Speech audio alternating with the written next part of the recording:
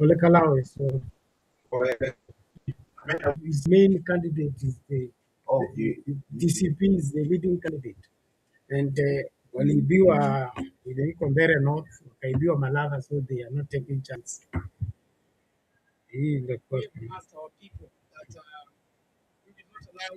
Jumbe nyuma. sijarudisha nyuma, nimetoka Facebook. Sasa unaona hii ni compare. Yani, Oh, hii nilikuwa nimepost hii.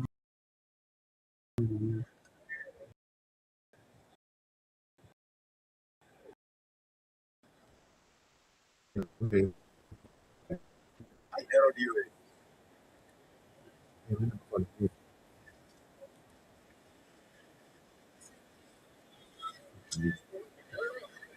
Ndio nakata pale 720.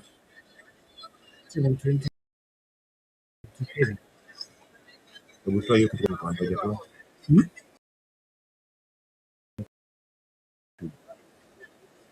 Kwa hiyo Weka ni monitor experience. Oh, unajua unajibroadcast. Hiyo ina hela. Even if one fan is watching.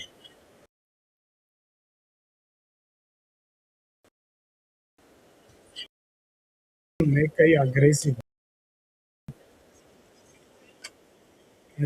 adverts.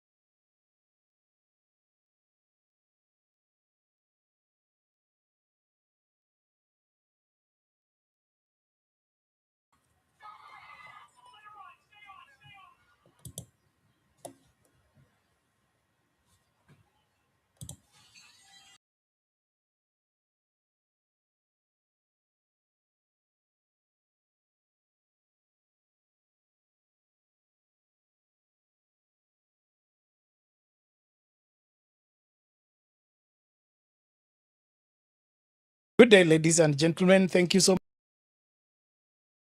much today as we roll out on what's going on behind the scenes. That is, we have regions in this country that at times they even feel disconnected from the rest of the country because of the remote and backward kind of lifestyle that they are leading. So, traveling to those sides of this country gives one an experience that they live to tell. Our guest is one of the people that has gone to the backside of this country and he has something to say. How are you, sir? I'm fine. Please give us your names. My name is Robert Mutua. Thank you for the privilege of having me here today. Thank you, Robert, for joining us. Yeah. What are you involved in? I'm involved Building of the nation. in building of the nation. I'm an economist by profession, and still I have a calling in preaching the gospel. So what made me tour to the backside of the desert or the backside of the country in northern Kenya, Turkana, was my friend who was just here a few minutes ago. Okay. We met in Kampala some time ago, and then he told me what he's doing. And because of compassion, I was touched. And when we met, he visited me, came to Kambani, we did a mission, preached the gospel. Then later I told him, you'll not even pay for me to come. I paid for you to come, but me, I'll pay for my way to come. I want to come and see what you are telling us and feel what you people feel. The first thing in Turkana, what welcomes you is the heat. That place is super hot, I'm telling you. The walls emit heat, even in the night. The walls. Yeah. I couldn't sleep. I mean, you have to sleep almost naked for you to be able to sleep, and to sleep windows open. And mark you, this time when I was there, it took me near the lake, the lake itself. I was preaching in a place called Kaluo, near the lake, and I was sleeping near the lake where I have the view of the lake. But the place still super hot. I actually had to preach with this very shirt I'm wearing because I couldn't wear a suit. Exactly. Yeah, it was an interesting place, I must say. Okay. So the heat welcomes you. Yeah, Turkana people, what kind of people are they?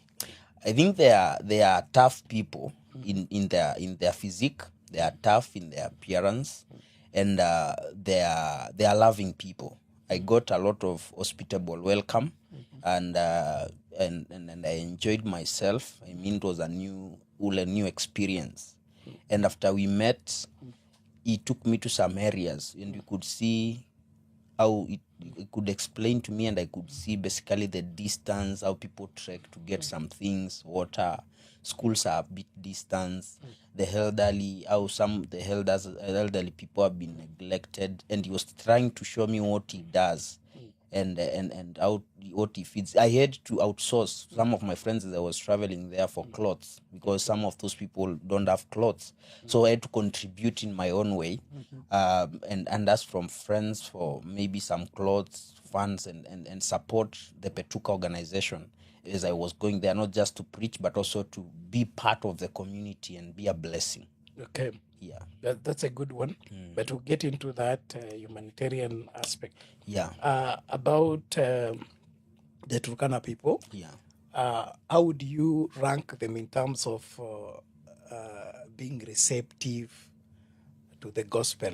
Are they hungry for the gospel, or just one of the things? One of the notable things I observed is that they are fishermen.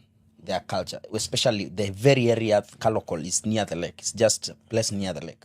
I happened to also the lake that period. Is that they have their own time. You see, you don't go to preach. Apostle Paul is speaking and he's saying, to the Romans, I became a Roman. And one of the things when you are there, I was surprised. Because you know, normally, for example, in Nairobi, you can do a crusade from 3. But there you have to wait until around 6. Because people are fishing and doing their errands. You can't just preach anytime you want, especially if it's weekdays and the days of the crusades. So when you are doing crusade, they had to go to fishing and come during around 6:30. Then they can stay even up to around, I think around 9. And then they leave again for fishing in the night. When we were sleeping, because where I was, it was a building with a first floor. I could see people in the sea in the night with torches. And I asked, I asked him, what is the meaning of that? I see a lot of torches in the sea. And he told me in the lake, people are fishing. This is the time they are working. So they come in the morning to sleep.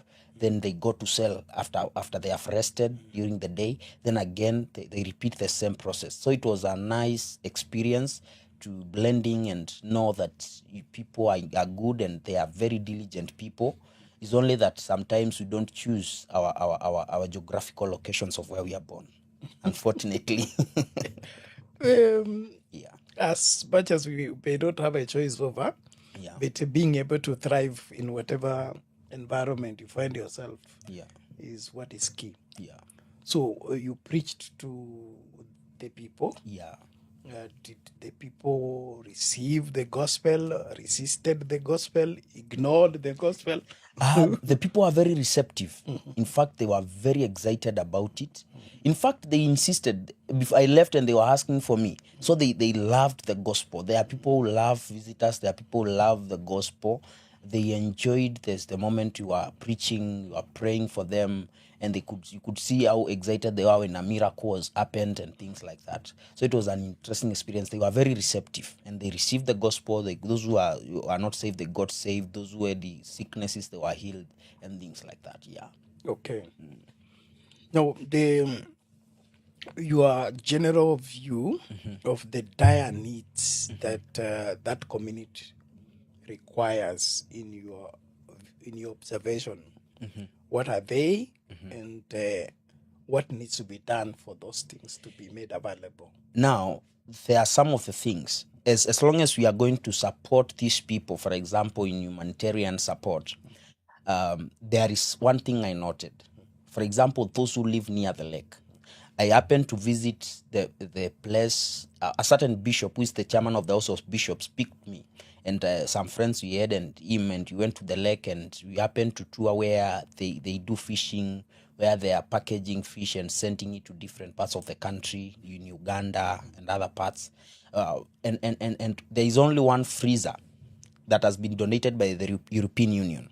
So I can suggest what I observed by my personal experience and observation. If you see, we cannot change these people and we cannot relocate them to other areas. But if that area, specific economic activity of fishing, can be tapped into, and if I must say, for example, the county government and the national government, if it is possible, they can empower the community to not just do, because that time the lake had flooded and the boats were damaged. So if they can really empower the community in that level of what they do, and instead of having one freezer that is serving the entire large number of fishermen in the area, they increase that number, they train them, they put structure. They might be structure, but not very okay. But they institutionalize the structure. You find that the community can tap into the fishing because it's a main source of economic activity of that very part of the nation. And then that fishing becomes a key economic activity that will employ people, that will be able to uplift the economic well-being of those who are surrounding the lake, especially in that part of the country. It would be very, very effective, and it would empower the living standards of that part of the country. But when they are ignored, we can give and we'll continue to give. I'm not against that. Personally, I support my brother. But then for long-term sustainability, we must empower them in what they do. The larger part, of course, there are those who are rearing goats and things like that. But then as we empower them and look for long-term sustainability of the community, it would be very good if they are really helped in that way, rather than just helping them with tokens and things like that. Yeah. Okay. In your observation, did you feel or see the presence of government in that place? Unfortunately, no. Okay. That's the sad story. That even after 60 years of independence, I am a scholar. I love academics, apart from being a preacher, apart from having passion for the kingdom. And I read the Constitution, and I have actually two in my house. But unfortunately, I read the Constitution some time ago, and you see, one of the interesting thing, I think it is chapter 12 of the Constitution. When I was studying that about finance, I was shocked, because there is a clause that says resources should be distributed equitably, even to those areas that are marginalized, so that they can be uplifted to meet other parts of the country. So it means when other parts of the country, like Machakos, like Nairobi, like Kiambu, and other parts that have been given, for example, maybe 15% in the devolution, Turkana gets more. Yes. Because it's marginalized. Yes. But unfortunately, because of our having an issue in our devolution, whereby there is embezzlement of funds, structured corruption in the system, you find that even 60 years after independence, and now 16 years after the promulgation of the 2010 Constitution, we are having a challenge in such parts of the country. To me, it breaks my heart to say. No, what do you think is the reason? Because 16 years of the new dispensation, Yeah. and it's legal, that is constitutional, for devolution to respond to what the centralized system had failed to do. Is the presence of the county government in Turkana affecting Turkana positively compared to when it wasn't there? If it is affecting positively, I'm sorry to say I didn't feel the impact and I didn't see the results. Because if devolution, you see, it is so saddening that devolution was, the objective was to devolve power and devolve resources in such a way that every Kenyan in every ward will have benefit of the government. If it's education, they will benefit. If it's in terms of government services, they will benefit. If it's in terms of the allocation of resources, there will be at least industrialization in such parts. But it is very interesting that even many years later, after the constitution has been promulgated, after resources have been devolved, you can go to that parts of the country. And okay, fortunately, I work with an organization of an authority in the capital city, and one thing that was notable is that the roads have been set on. That's by the national government, but the issue about devolution and affecting the very low people in the county levels, I couldn't feel it. Because people are suffering as if there is no government. You can see hospitals are not there. Those who are supposed to be health is a devolved function. And you can see people have to travel. Because I used to get a motorbike when there is no a vehicle to get to Lodwar town, when I have a session to minister and go back to Kaluo. It's a 45 minutes distance, either by motorbike or by a vehicle. So you get to see that after many years, people can have to go to that distance if it's an hospital they need, if it's a you cannot see and feel the effect of devolution. And it saddens and breaks my heart that we have such rampant corruption, while we know the constitution allows for more resources to be given to such places. So in your opinion as a scholar, and your interaction with the Kenyan situation, what do you think is the reason why after 16 years of devolution, resources have never failed to be allocated to Turkana? Why is Turkana County specifically still lagging behind when it gets not only the allocation of But devolution, extra. but there is what is called equalization fund? Yes. That is extra added so that it assists the place to rise faster. You have reported that there are roads, there are signs that communication can take place. Yes. So is it mismanagement of those resources, negligence of the county government? Why is the place still lagging behind? You see, there is a book I read, and I am a person who is passionate also about leadership. George C. Maxwell makes a very profound statement that everything rises and falls with leadership. Yes. If the leadership is bad, we will know by going down to the very down and see whether it is affecting to the grassroots. So the issue here is bad leadership. Leadership whereby leaders who are unaccountable, leaders who are proud first. They have been drunk with power, if I must say, and they are corrupt. As my brother said, they are only interested with what they can benefit. It's about deals. It's not about benefiting the common mwananchi. It's about deals. It's about what is it in for me. It's so unfortunate that if you get in this, you see, I work with the government, and it's so unfortunate when you get into institutions and people are discussing what is it in for me. It's not about the people now. It's about what is it in for me. It's that they are looking into themselves, not to the people. So corruption happens when greed supersedes the need to meet the needs for the society. Okay. Yes. So you find that the issue here is that the leaders are too corrupt, that they have no compassion for the very people that they begged them to elect them. Are you saying that our politics generally, Yes. it's an enterprise venture Yes. other than public service? I love PLO Lumumba, and he made a statement. I happened to listen to him. It was speeches. These are some of the best speeches. And he says that if you want to get rich quickly, especially in Africa, is become a politician. It's not about you making money the right way. It's about being where you can corrupt it quickly, where you can make deals that are gushy and get the money that you need very quickly.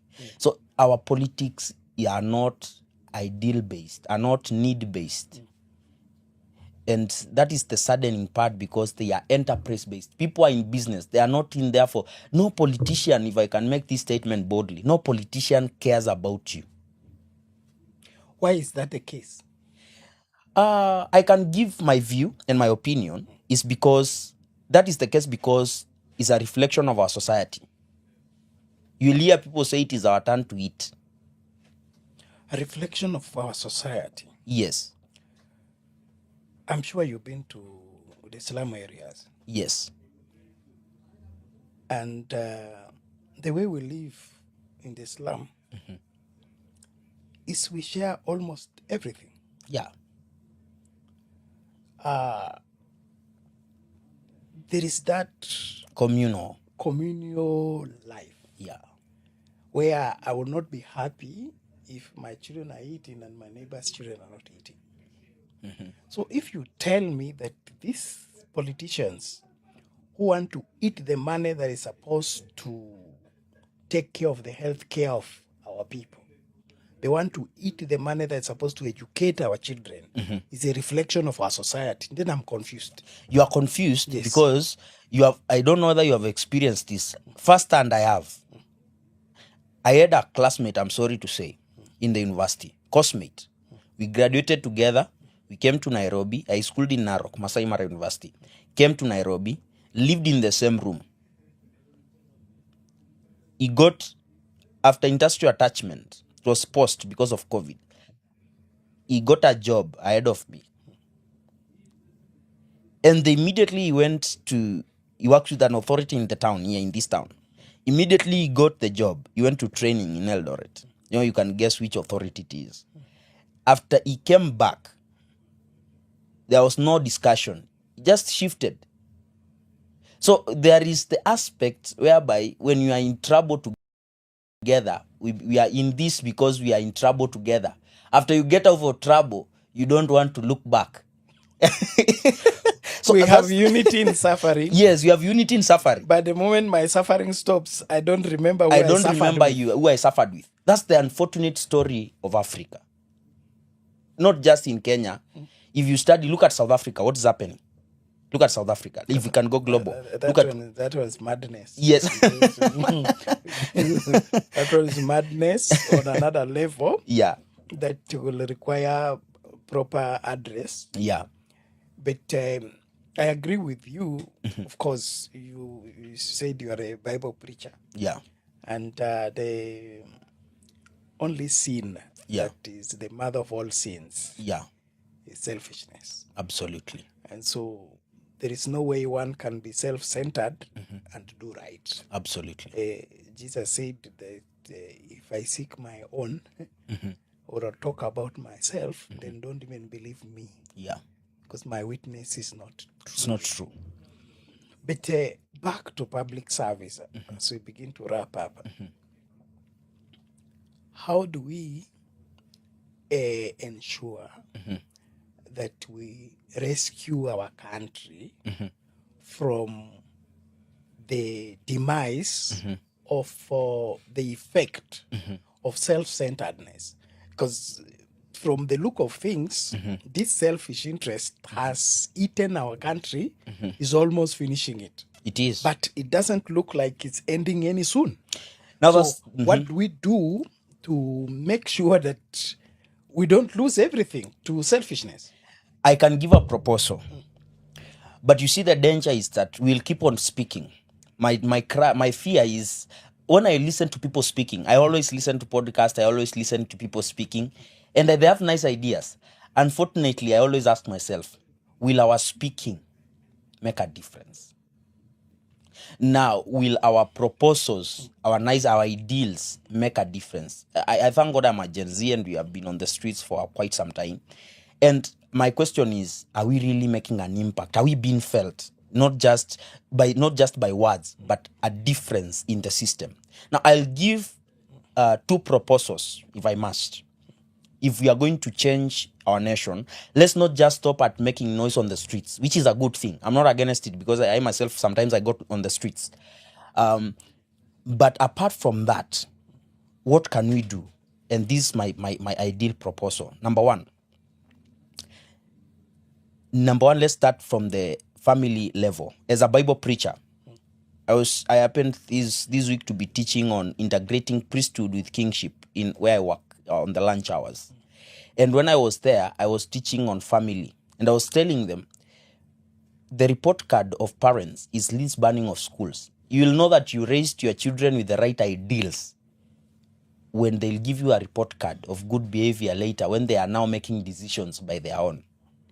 So this issue of banning schools, for example, is a report card to parents. There is somewhere we are not instilling the right values correctly. And that is on family level. The first church, it is not where the preacher preaches. It is where the parents take responsibility to fellowship and instill the right values. Read that Deuteronomy 11. God is telling the children of Israel, these kingdom commandments, these godly values, instill them to your children in your homes. Write them, put them on walls, on the door. Let them be visible, that they'll become their lifestyle. That's the first church, family. So God created us to function in community. So my proposal, what am I saying? It is that first, as a society, we be responsible in raising integrity and accountable kids. Because we are not correcting this thing at the top level. Already the top level is rotten. So if we decide to correct it at this high level system, we can't. Because the society is still producing the same people and they expect them to change. No, there is an old saying that says in Swahili, ukunje mtu kwa mgali mbichi, ukisha kauka ukunjiki ule. So we want to kukunja mtu ungali mbichi. We want to kukunja mtu kwa umeshakauka wakati ungali mbichi tu kukunja. We want to correct this thing when it has already happened and it cannot be corrected. At that level, it is unrescuable, if there is a word like that. It cannot be rescued. So at the top levels, it's hard. But if we start on family levels, the society, in our family setup, we correct it, instill the godly values, instill the principles that are right. These kids grow knowing. The Bible says, teach a child the way it should go. And when it gets old, he'll not forget that way. So if we instill the correct values at the family level, we'll produce people, even when they get into system, they can be able to live by those values. They'll not be corrupt, they'll have integrity, they'll be accountable and things like that. They'll have honesty as a virtue. Number two, at the highest level is making our institution be rigid. If you go to foreign countries, developed nations, if I may say, I saw a quote somebody by someone, one Kenyan in Germany, saying the difference between us and those countries is very simple. The institutions, they don't care who you are, whether you are the highest government official, whether you are the lowest government official, or you are the who is who in that country. The institution will serve you as a person, not as an authority or as a big person. Unfortunately, in our nation, is that you must know a big relative or a big person for you to get something. It's because the institution are no longer serving the person as a person. They're having preferential treatment and serving political class. You see that? So the next thing, my second proposal, it is making our institution to be rigid in that they are not serving, they don't care your office, they don't care who you are, who your second name is, but they serve you as an individual, not because you are a big family name or something like that. If we do that, we'll be able to solve that problem. But if we don't, I don't think we can anytime soon. The preferential treatment, Yes. is it a legal standing or a fault of the law? I mean, when somebody begins to do preferential treatment, is he not violating the Constitution? Yes, they are violating the Constitution. So the fault is not with the law. Yes, the law is perfect. We have one of the best constitutions in the world. So why are we accepting what is unconstitutional to thrive? Maybe threatened, blackmailed, maybe corrupted. Yes. If you are given a, maybe, you see, the people who blackmail others, they check on your weakness. Maybe you are in debt and they tell you, you know what, we know you're having this problem. We can give you maybe a few millions to solve your problem, and you do this through the back door. So you bend the law because of your own personal gain, and at the same time you're being corrupted and they are using your weakness. So things like that. So corruption contributes.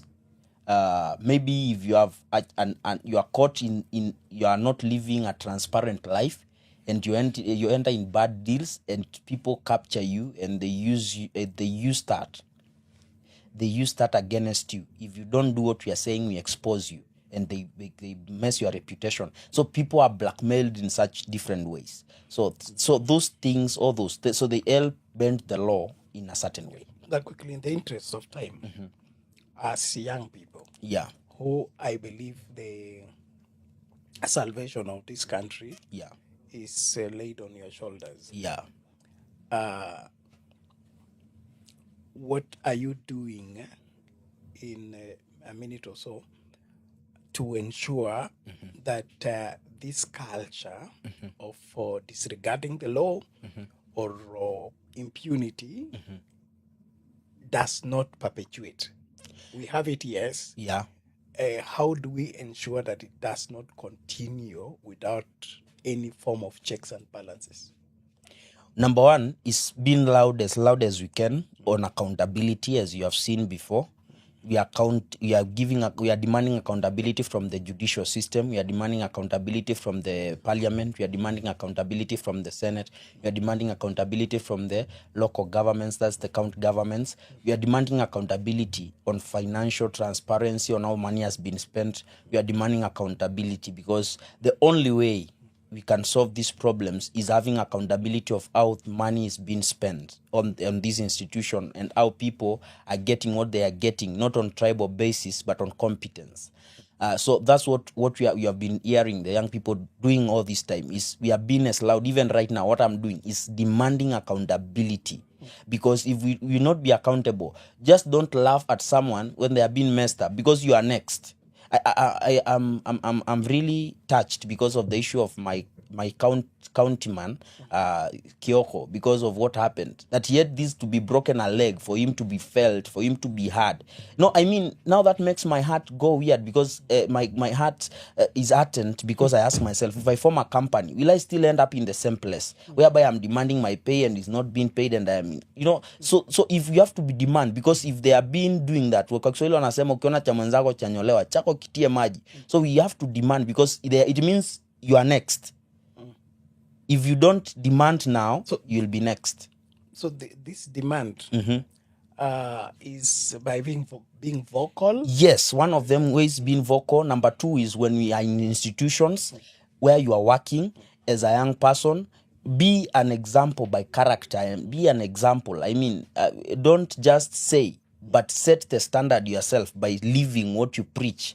Okay. Yes, because if you don't become the example, then you'll be demanding from others what yourself you can't give. Such as I have give Ivy. Yeah. Now, we must land, but I can't let you go without this. Yeah. There is a statement you gave, msemo wa Kiswahili unasema samaki mkunja angali mbichi. Yeah. And in your expression, yeah, you sounded like there is no hope for these elderly people who are corrupt. We should just leave them and concentrate on these younger ones. Yes. But you're a preacher of the gospel. Is Yes. the gospel only working for the younger people and not change the older people? Now, the danger is here. I'm not again. You see, now let me say this. This is interesting. This is please, interesting. I know my time is up. Let me Yes, say this. yes. It is interesting. Do you know why? Do you know one thing God could not do in the Bible? Which one is that? God could not take the people he took from Egypt to Canaan. What was the problem? You are a preacher, I know that. What do you mean he couldn't? He couldn't. God was all powerful. God is all powerful. But he couldn't take the children of Israel from Egypt to Canaan. Why? Because of one problem. Transformation of the mind. Transformation of the mind. Yes.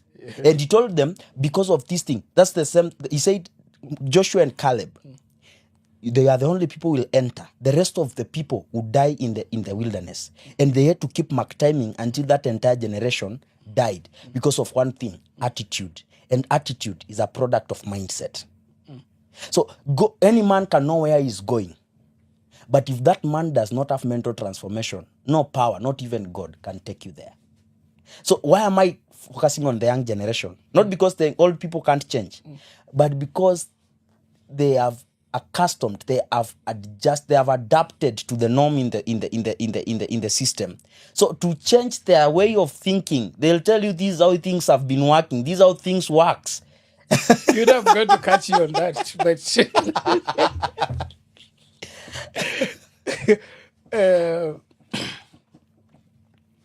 I get your point. Yeah. And where you're coming from. Yeah. But that in itself does not in any way make the gospel of Jesus Christ powerless. Yes. When it comes to elderly or younger people. Absolutely. The gospel is still the power of God that Yes. brings salvation. Yes. And nobody's beyond that salvation. Now let's get down to it. Now that you want me to go there. No, we are concluding. Yes. Salvation Yes. is salvaging from sin. Are you getting it? That word salvation comes from the word salvage. We are salvaging people. When we are preaching the good news, we are salvaging people from the kingdom of darkness to the kingdom of light. That's the gospel. But achieving and actualizing destiny demands more than salvation. It demands mental transformation. Be ye transformed by the renewing of your mind. Now, I'm not against what you're saying. The gospel of God is so powerful. To salvation, yes. But actualization of destiny, it is personal responsibility. Mental transformation, you have to partner with the Holy Spirit to have your mind transformed. Pastor Robert. Yes. We can't finish that one. Yeah. But I want you on that seat. Thank you. For that particular subject, we must come to a proper theological conclusion. Yes. But for now, Yeah. The gospel of Jesus Christ is all-compassing. Absolutely.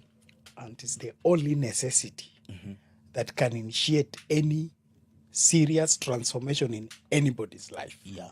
Without it, everything else will not work. Yeah. And so, Mrs. Oyedepo wrote in her book, it says a very serious statement. He said it is easier to raise a child than to repair an adult. That's absolutely. Now I agree. I agree with you. So the only thing is that it is harder to repair an adult. Absolutely. That's but what I meant. It is not that the adult is not easy repairable. But it is tougher. Thank you. So if you're willing to pay the price, you can keep the goods. Yeah.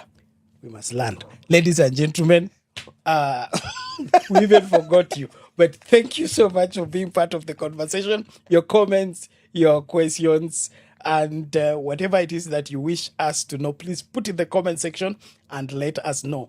Of course, we'll be following up with these conversations to ensure that we come to a conclusion that will profit you. And don't forget how this country is being led, where this country is headed, is 100% your responsibility. Make decisions that are helpful for the good of the majority of the people. Being after your own makes your operation wrapped into one small package that you can't share with anybody else. But if you open yourself up to think about someone else, you begin to see what has been blinded from your sight. Let's meet in the next show. God bless you.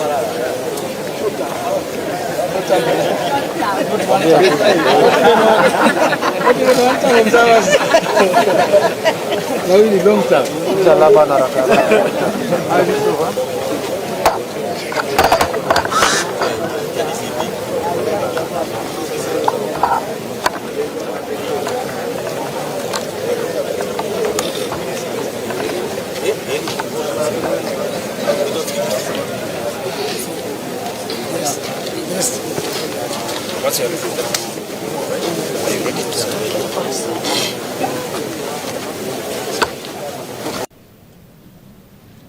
You need this.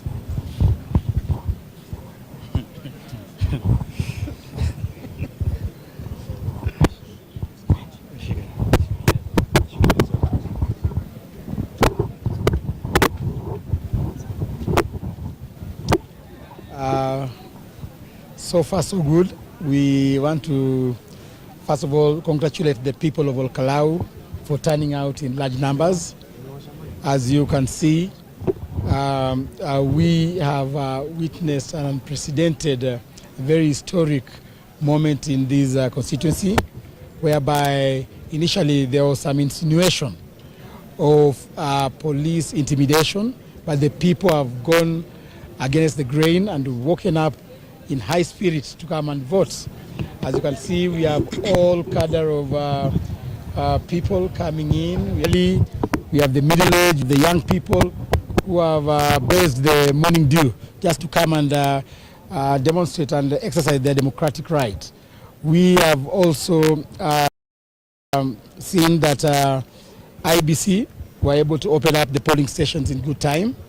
All we want to urge out the Kim's kit is a little bit slow, but just to urge IBC to make sure they rectify any they are facing right now.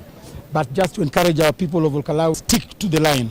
However long it takes to be on that line, kindly do it for Kenyans, because these are moments whereby all Kenyans are going to witness how government has been pumping resources against the code of conduct, actual code of conduct. But I'm sure that the people of Kaluo will disappoint them. We have had incidences last evening. We had some incidents whereby plain police officers were attacked a village, but we were able to calm that down and to report that everything is okay, save of vehicles, government vehicles moving around without number plates. We have asked our people that we will not allow any government vehicle or any vehicle whatsoever to move around without identification. The same applies to the police officers who have been deployed here today. We want all the police officers to be accountable of their actions, and therefore we'll be demanding that all police officers must ensure that they display their force number to the citizenry of Kaluo. Otherwise, I want to say that from the pulse, the electoral pulse, I can confidently say that DCP is the party to watch. Of course, with a little bit attempt of competition from Jubilee Party, and then the rest can follow. Yeah. Kufikia sasa una imani kuwa mchakato unaendelezwa kwa njia huru na haki? Mimi naona so far so good. Tuna tatizo lolote, ni kuhimiza tu kwamba wale polisi waweze kujitambulisha, sababu tumeona kuna polisi wengine ambao wanatembea bila vitambulisho zao na bila uniform. Tungependa wavalie zile gwanda za polisi, kwa sababu hatutaki kuona, hatujui kutofautisha kati ya polisi na gun. So tunataka tafadhali polisi wote, make sure you identify yourself. Hatujakuwa na fujo yoyote. Jana jioni kidogo tu ndio kuna watu walijaribu kwenda pale kwa kijiji fulani ambapo chief alikuwa anagawa mchele na maragwe, wakaweza kuleta fujo sana kule, lakini watu wetu waliweza kuhakikisha kwamba fujo hiyo imekuwa calm down na watu Olkalai ni watu wa amani. Tuko na uhakika tunaenda kuibuka washindi na kusema tu kwamba hii itakuwa funzo kwa hii serikali ya Kuna mama mmoja amekaa kwenye line lisali mmoja anasema foleni yao isongi kimsikiti mkataa anasema ni ukweli. Tumeangalia katika polling stations za kadha na sio zote, utapata kwamba hiyo kimsikiti inaenda polepole, sio kwa sababu ya system yao, kwa sababu ya vidole za wamama wazee kidogo zinachukua muda kidogo kupata hiyo fingerprint, lakini tumeongea na IBC, they'll be able to even provide a special KIMS kit for the elderly so that they do not line up for a very long time. Tungependa kuhimiza mama wetu wazee, vijana, hata ikichukua muda gani, tafadhalini msichoke, msimame kwenye foleni, muhakikishe kwamba tumeweza piga kura jinsi vile katiba inasema. Asante. Thank you.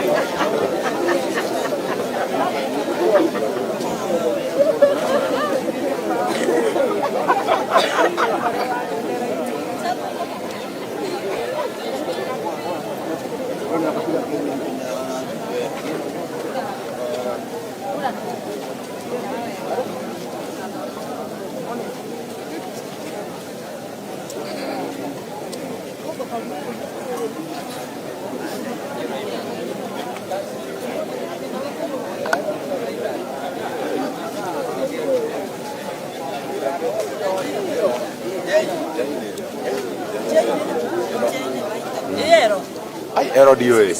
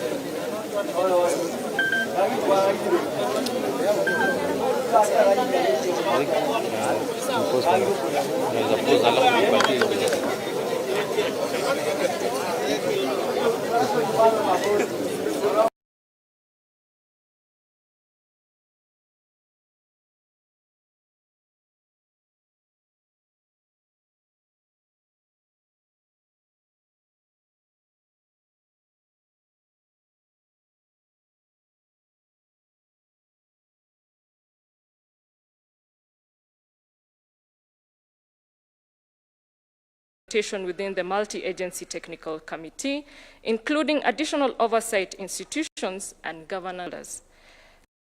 Development of the data collections with technical support of OECD, I've already mentioned that, and there's also research on openness measurement frameworks that have been applied in different countries across the world.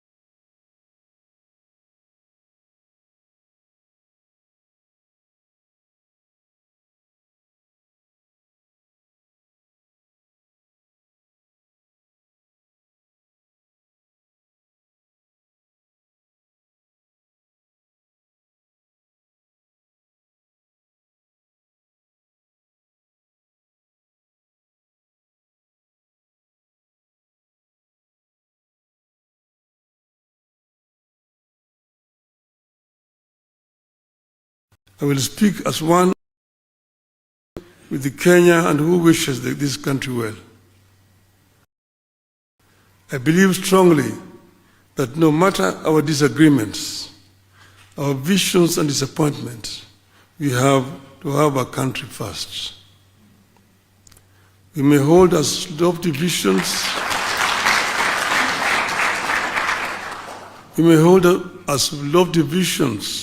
as we wish, but without a country to implement the ideas, they will remain mere wishes and deferred dreams.